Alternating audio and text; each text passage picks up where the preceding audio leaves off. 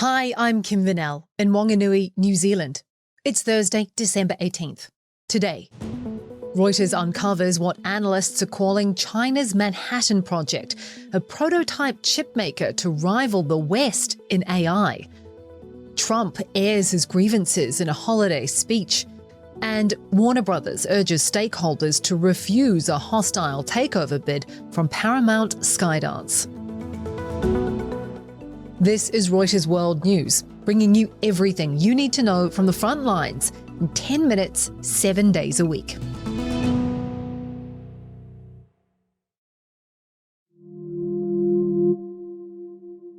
We start in China. Reuters has learned the country has secretly built a prototype of one of the world's most advanced chip-making machines, a project insiders describe as China's Manhattan Project. It's technology Washington has spent years trying to keep out of Beijing's hands and moves China much closer to producing its own chips to power AI, smartphones, and modern weapons. Fanny Potkin in Singapore is the reporter on the story. So this is the first time that China has built a working prototype for this machine, which is the key to producing the world's most advanced chips. And it is years ahead of Western estimates.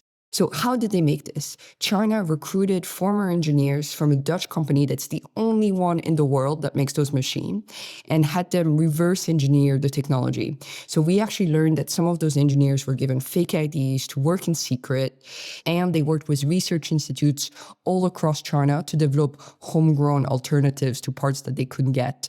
So one of our sources told us that the team made a breakthrough once it built the prototype to be as big as possible instead of earlier attempts to replicate the size of the Dutch one. So it's made it huge. It fills nearly an entire factory floor.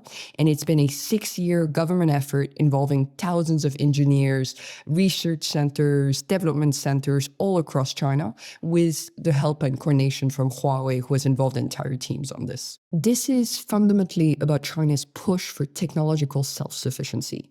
What it wants is to protect itself. It wants the US 100% kicked out of its supply chain. It's about strategic independence. It's not about commercial competition, which is why some of our sources told us that this project is compared to the Manhattan Project, because it is seen as so strategically important to China and to China's leadership. The sources spoke on condition they not be identified due to the confidentiality of the project. Chinese authorities did not respond to requests for comment.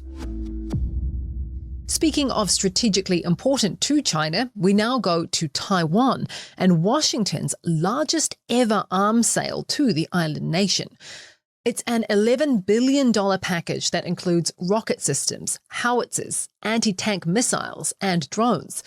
Taiwan's defense ministry says the deal is about boosting its ability to carry out asymmetric warfare as China ramps up military pressure on the island, which Beijing claims as its own. In the US, efforts to rein in President Donald Trump's aggression toward Venezuela has failed in the House of Representatives. It comes as speculation mounts that the president is going to launch an attack on the South American nation. President Nicolas Maduro has responded to Trump's order for a blockade on oil tankers by saying Venezuela will continue to trade. Y Venezuela seguirá comerciando todos sus productos. The Venezuelan Navy is now escorting some ships through its waters, and the country has requested a UN Security Council meeting over what Maduro calls ongoing US aggression.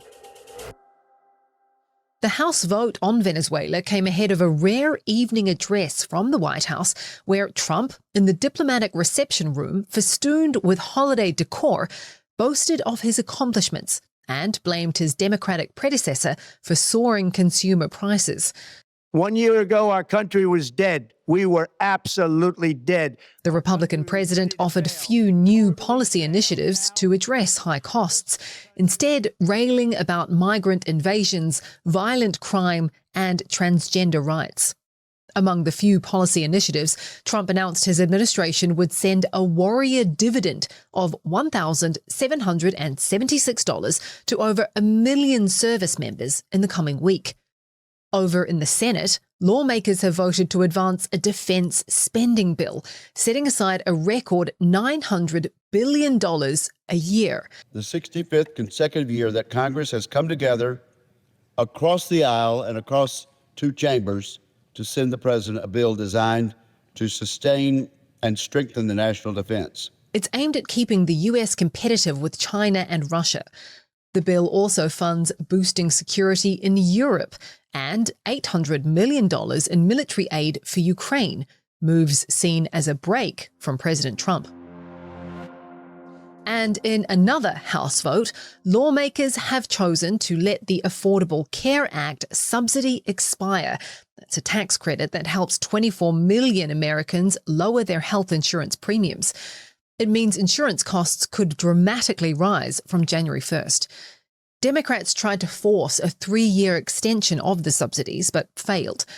Republicans say the program funnels money to insurers, while Democrats warn millions of people could now lose coverage. The Senate isn't expected to revisit the issue or hold a vote until January. Now to markets, and BP has appointed its first female CEO, Meg O'Neill, after the abrupt departure of Murray Auchincloss. Elsewhere, US inflation data is big news on our sister podcast, Morning Bid. Here's Mike Dolan. Hi, Kim. Yeah, look, government data is coming thick and fast. It's like uncorking a bottle. We hadn't data for many weeks during the government shutdown, and now we get a torrent. Today's November consumer price report is top of mind for anyone looking at the macroeconomy at this point, including the Fed. But it's also going to be interesting for the White House and for Donald Trump as well. Last night, he was giving us a list of his economic achievements, including, as he described it, getting prices down. But the inflation rate that's expected today is going to be above 3%, and that's back above where it was in February, the month after his inauguration. So work to do, you might think. You can listen to Morning Bid wherever you get your podcasts. In a court in Los Angeles, Nick Reiner, the younger son of Hollywood director Rob Reiner, has made his first appearance, charged with murdering his parents in their LA home. The 32-year-old appeared wearing a blue protective vest and did not enter a plea. If convicted, Nick Reiner faces life in prison or the death penalty. The hunt for the gunman who killed 2 Brown University students has entered its 5th day, and there's no indication that authorities have grown closer to identifying the suspect. Providence Police Chief Oscar Perez said of the killer on Wednesday, he could be anywhere.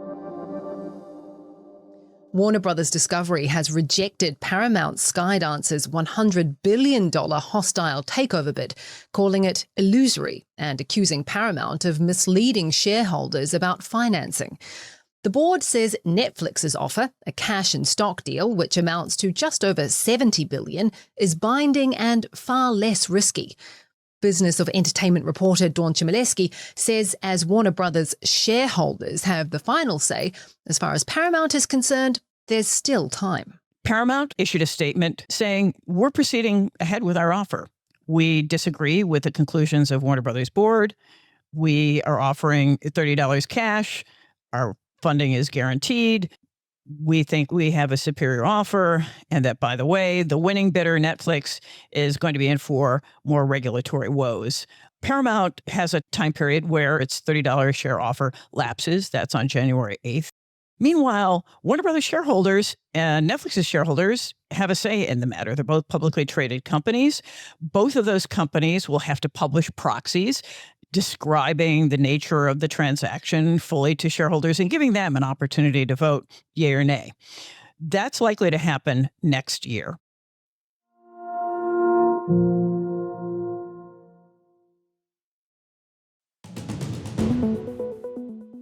And for today's recommended read, we travel to Japan, where AI romance has bloomed and a woman has wed the virtual partner of her dreams. There's a link to that in the description. For more on any of the stories from today, check out Reuters.com or the Reuters app. Don't forget to follow us on your favorite podcast player. If you're listening on a smart speaker, just ask for the latest news from Reuters 7 days a week. We'll be back tomorrow with our daily headline show.